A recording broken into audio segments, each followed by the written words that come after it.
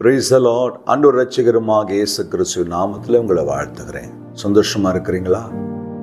இன்னைக்கு ஒரு விசேஷமான வார்த்தையை கொண்டு ஆண்டவர் உங்க கூட பேச போறார். 119 சங்கீதம் 120 வசனம் வாசிக்கிறேன். உமக்கு பயப்படும் பயத்தால் என் உடம்பு சிலுக்கிறது, அது நியாய தீர்ப்புகளுக்கு பயப்படுகிறேன். இந்த வார்த்தையை வாசித்த போது உள்ளே ஒரு பயம் வந்ததை உணர்கிறேன். அல்லேலூயா. இன்றைக்கு தேவ பயம் அற்றுப்போன உலகத்தில் வாழ்ந்து கொண்டிருக்கிறோம். எங்கு பார்த்தாலும் வேசித்தனங்களும், விபச்சாரங்களும், குடிவெறிகளும், போதை வஸ்துகளும், மனித கொலைப்பாதங்களும், பொய்யும், புரட்டும், திருடும், அருவருப்பும், பொறாமையும், வன்கண்களும், இச்சைகளும் நிறைந்த ஒரு உலகத்தில் வாழ்ந்து கொண்டிருக்கிறோம். சங்கீதக்காரன் எழுதுகிறார், உமக்கு பயப்படுகிற பயத்தினாலே என் உடம்பு சிலுக்கிறது. என் பயம் என்ன தெரியுமா? உம்முடைய நியாய தீர்ப்புகளை குறித்து பயப்படுகிறேன். இந்த வார்த்தை கேட்கிற தேவனால் தெரிந்து கொள்ளப்பட்ட ரட்சிக்கப்பட்ட தேவ பிள்ளையே, நம்முடைய வாழ்க்கையில் அந்த பயம் காணப்படுதா?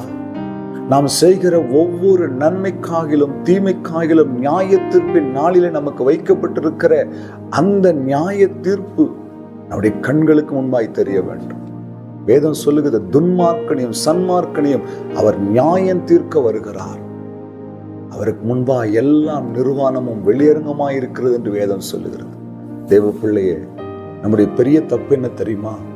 நாம ரொம்ப பர்ஃபெக்டா இருக்கிறோம் நம்ம நினைச்சுப்போம். நமக்குள்ள இருக்கிற தவறுகள், நமக்குள்ள இருக்கிற பாவங்கள், நமக்குள்ள இருக்கிற தேவனுக்கு விரும்பாத காரியங்களை நாம என்னைக்குமே பெருசா நினைக்கிறது இல்லை. மற்றவர்களை குற்றப்படுத்துவோம், மற்றவர்களை கை காட்டுவோம். ஆனால் நமக்குள்ள இருக்கிற காரியங்களை நியாய தீர்ப்பிலே கர்த்தர் வெளிப்படுத்தி விடுவார். அப்படி என்ன பாவம் செஞ்சிட்டேன் பிரதர்? ஒரு தேவனுடைய பிள்ளை எப்படி இருக்க வேண்டும் என்று வேதம் கற்றுக் கொடுக்கிறது.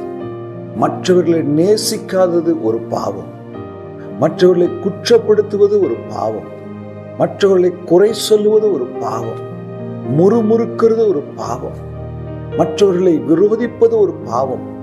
நீங்க நினைக்கலாம், ஒரு மனுஷனை அசட்டை பண்ணுகிறது கூட ஒரு பாவம். தேவ பிள்ளைகளே, உங்கள் வாழ்க்கையில் அந்த பாவங்கள் காணப்படுகிறதா? ஒப்பு கொடுங்க. என்னுடைய வாழ்க்கையில் அந்த பாவங்கள் காணப்படும் என்றால் நான் ஒப்பு கொடுக்க வேண்டும், மனம் திரும்ப வேண்டும், இயேசுவின் ரத்தம் கழுவுவதற்கு என்னை அர்ப்பணிக்க வேண்டும். தேவ பிள்ளைகளே, நம்முடைய வாழ்க்கையில காணப்படுகிற சிறு சிறு காரியங்கள் கூட தேவனுடைய பார்வையில மிகப்பெரியவர்களாய் காணப்படும். ஒருவேளை உங்க வாழ்க்கையில் அப்படிப்பட்ட காரியங்கள் இருக்குதா? உங்களை நீங்களே சாட்டிஸ்ஃபை பண்ணிக்கிறீங்களா? நான் என்ன அவங்க செய்யறது போல செய்யறேனா? நாங்க என்ன அவங்க பேசுறது போல பேசுறோமா? அவங்க மதிக்கல, நாங்க மதிக்கல. அவங்க செய்யல, நாங்க செய்யல. அவங்க பேசுறாங்க, நாங்க பேசுறோம். நாங்க ஒன்றும் தப்பா செய்யலையே.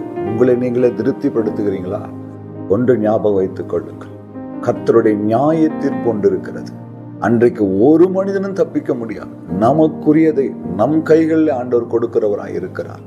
தேவ பிள்ளையே, உங்களையே நீங்கள் பரிசுத்தவான்களா, என்னையே நான் பரிசுத்தவானாய் நினைத்து கொண்டு தேவன் விரும்புகிற ஒரு வாழ்க்கையை வாழாதபடி என் சுயம் விரும்புகிற ஒரு வாழ்க்கையை நான் வாழ்ந்து கொண்டிருப்பேனால் நியாயத்திற்கு பின்னாலே என் நிலைமை மிக பயங்கரமாயிருக்கும். ஆண்டவர் என்னோடு பேசினதை உங்களோடு கூட பேசுகிறேன். ஒப்பு கொடுங்க. என்னென்ன காரியங்களை தேவனுக்கு முன்பாய் அறிக்கையிட வேண்டும் என்று நினைக்கிறீங்களோ, விட்டுவிட நினைக்கிறீங்களோ, விட்டு இரக்கத்தை பெற்றுக் கொள்ளுங்கள். நியாய தீர்ப்பு நாளிலே உண்மையும் உத்தமமுள்ள ஊழியக்காரன் அவன் எஜமானுடைய சந்தோஷத்துக்குள்ளே பிரவேசி என்று சொல்லுகிற ஒரே ஒரு வார்த்தை மாத்திரம்தான் அவருடைய வாயிலிருந்து வரணும். சுவாசிக்கிறீங்களா? இந்த வார்த்தை உங்களுக்கு பிரயோஜனமா இருக்குதா?